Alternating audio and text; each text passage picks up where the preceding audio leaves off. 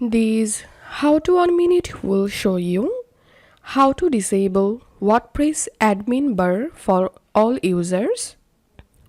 So right now I'm in my WordPress website and here is the admin and here is the admin bar. To remove this admin bar, follow this easy and step-by-step guide to remove this toolbar or admin bar. Go to your WordPress dashboard and go to plugins and click on add new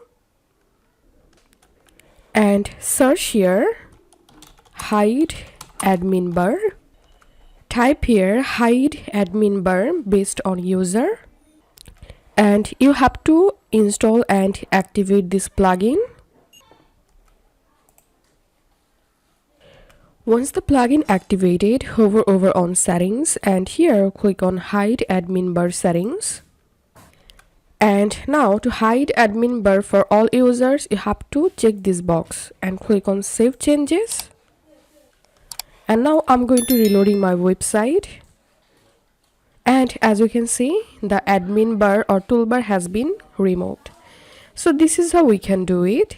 If you find this video helpful, don't forget to subscribe how to 1 minute. See you in the next video.